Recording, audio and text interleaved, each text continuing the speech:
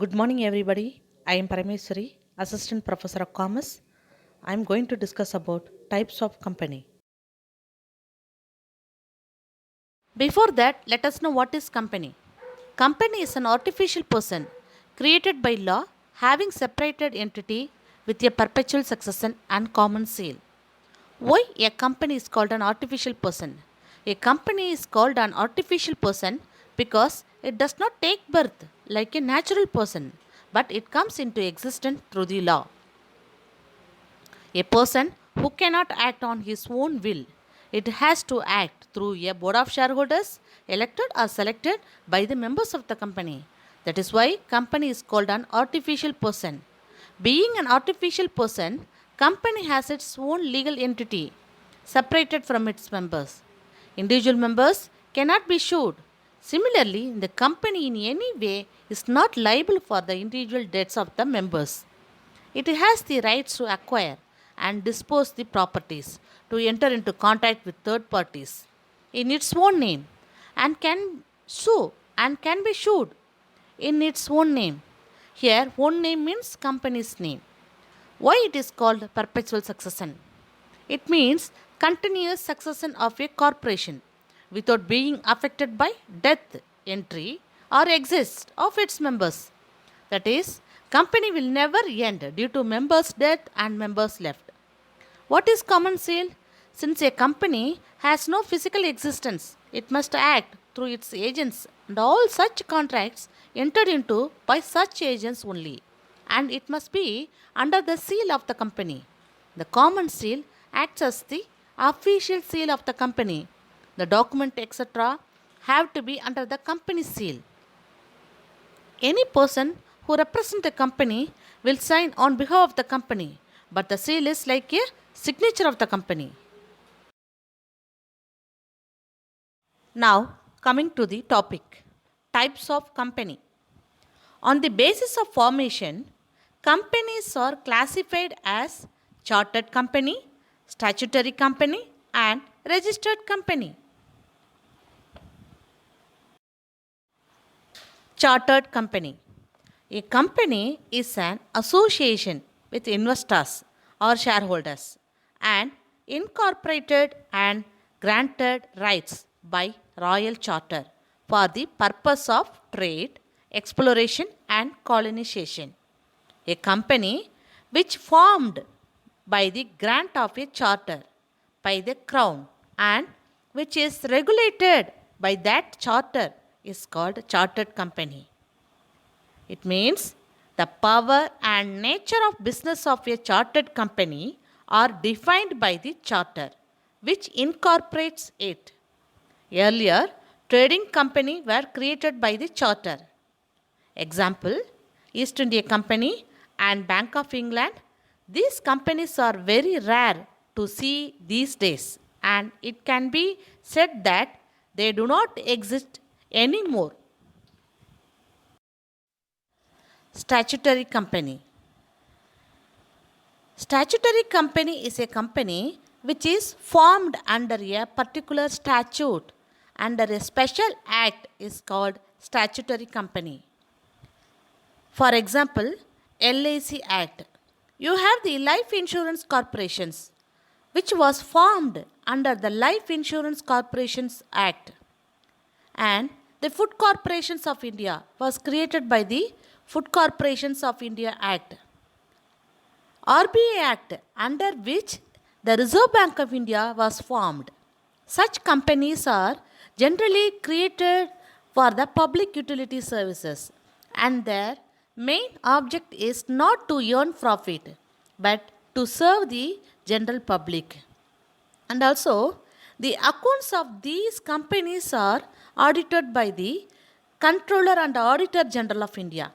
So, statutory company is a company which was formed by special act of parliament. It could be Food Corporation Act, LXA Act, etc. These are called statutory company. Registered company. The Companies Act 1956 or the New Companies Act 2013. Companies have to be registered because companies are incorporated entities. So they are always registered entities. Companies which are registered under the Companies Act 1956 or the New Companies Act 2013. Unregistered company, company which is not registered or covered under the provisions of the Companies Act 2013 is called unregistered company.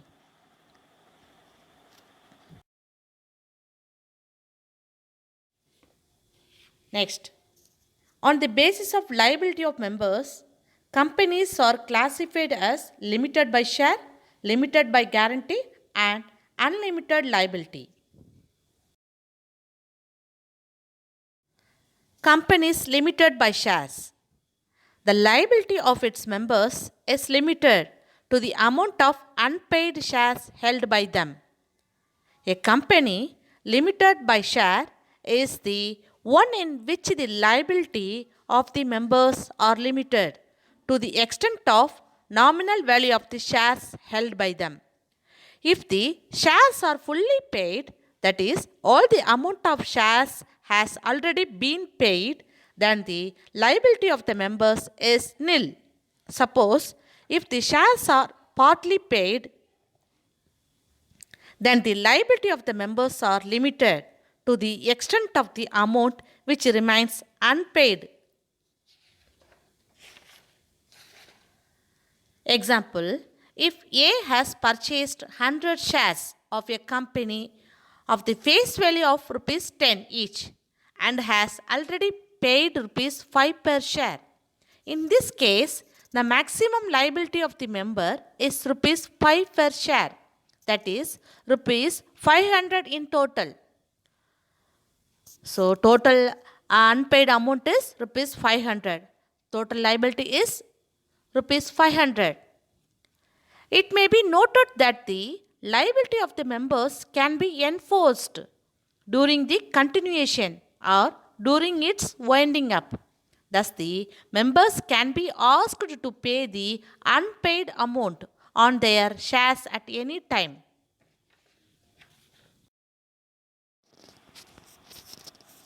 Limited by guarantee. A company in which members give guarantee to contribute a specific amount to the assets of company on its winding up. It means each members of the company may promise to pay a fixed sum of money specified in the memorandum in the event of liquidation of the company. The company can use such amount for payment of the debts and liabilities of the company. These type of companies may or may not have a share capital. Unlimited liability. It means an unlimited liability company, the liability of each member extends to the whole amount of the company's debts and liabilities. The owners of the business are responsible for any debt. They may lose their personal possessions to pay any debts the business might run up. Unlimited liability, the company may or may not have a share capital. On the basis of membership pattern, companies are classified as public and private company. Public company can be further classified into listed and unlisted company. Private company can be further classified into one person company and small company. Private company. A company which is not a public company is called private company. A private company must have a minimum capital of 1 lakh. It has the restrictions on the number of members. Maximum number of members was 50 as per the Companies Act 1956 and it has been increased 200 as per the Companies Act 2013. So there is a restriction on the number of members and restrictions on the transfer of shares, which means if 20 people have formed a private company, these 20 people they are the owners of the company and they cannot transfer their ownership to an other person easily.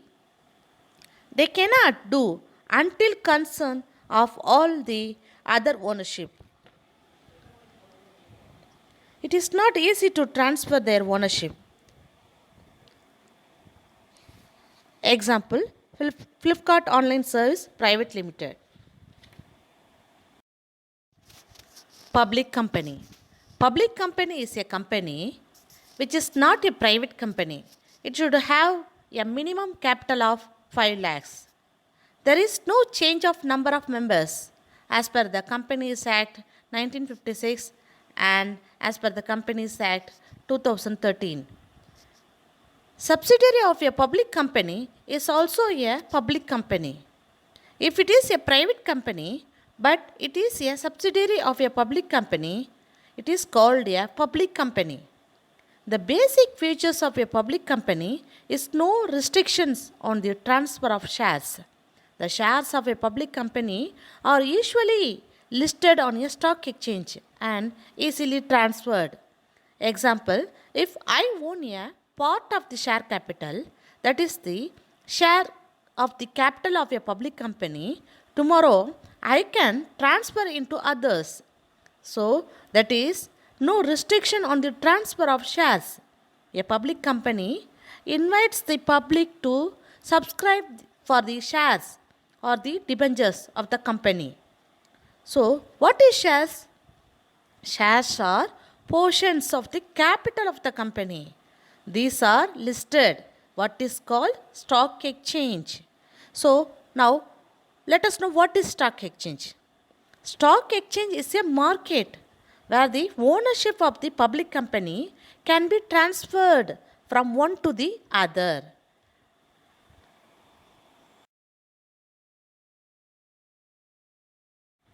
Listed company.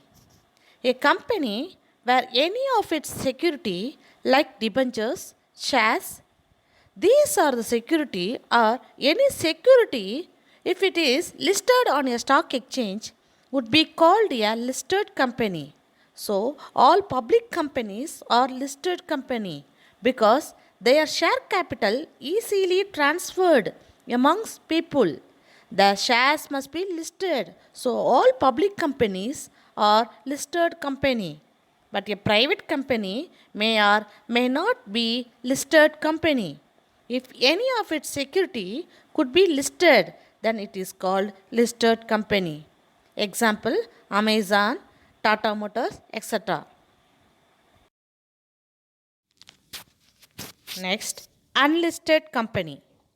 An unlisted public company is one whose securities are not listed or not suitable to get listed in any of the recognized stock exchanges. A company which is not listed in stock exchange is called unlisted company.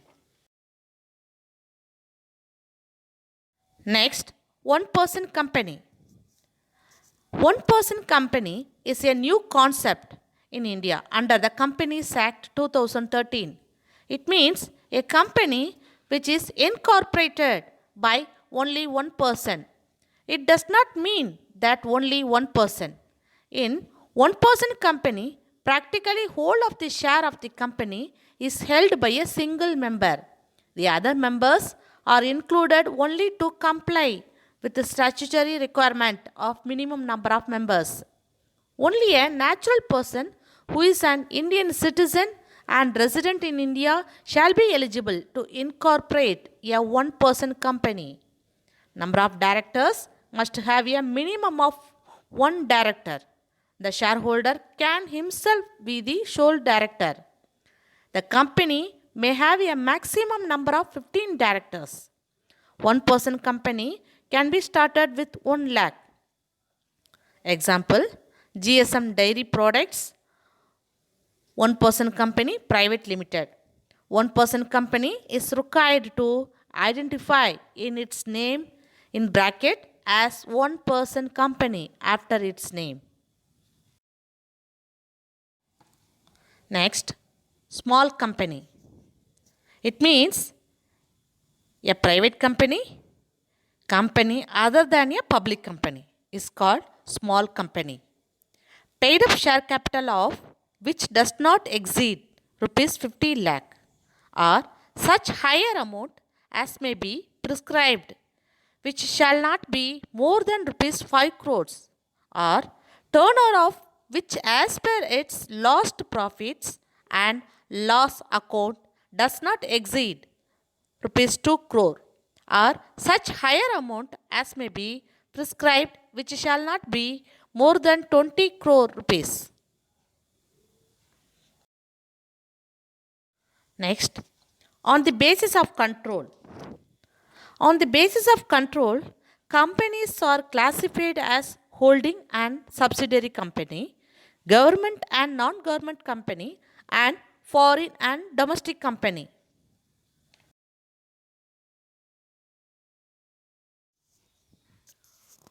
Holding and subsidiary company. Company holding more than 50 percentage of the nominal value of the share capital of another company is called holding company.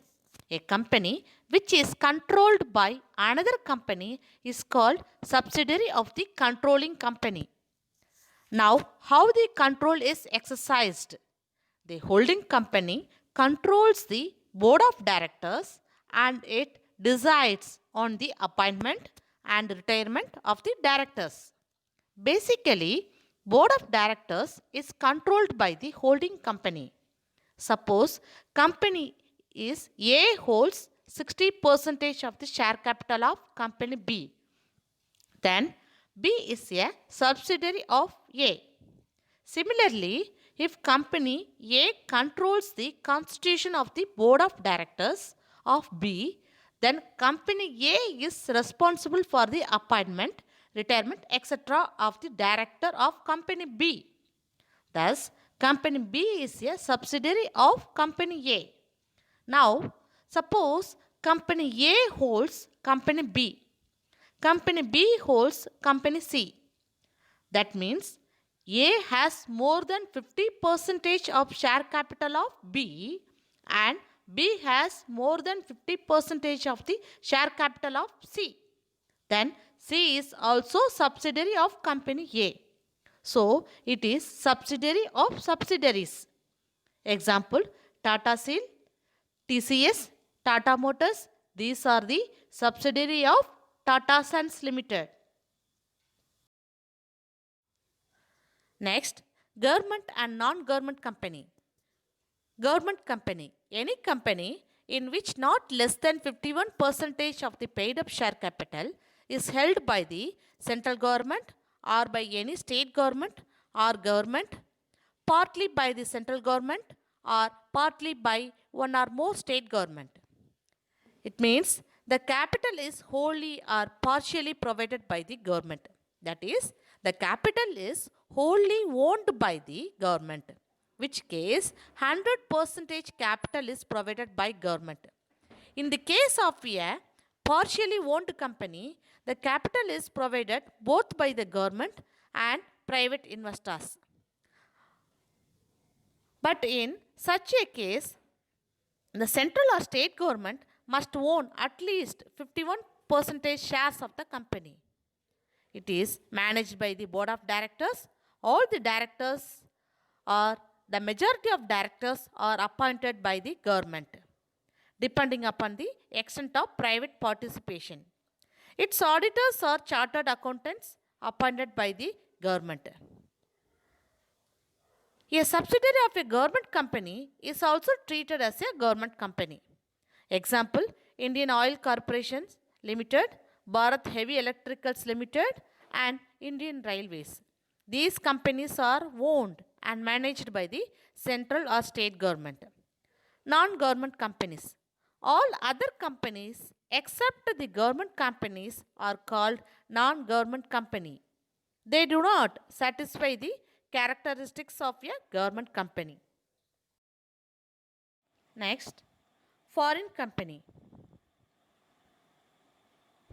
Foreign company which is incorporated outside India but has a place of business in India.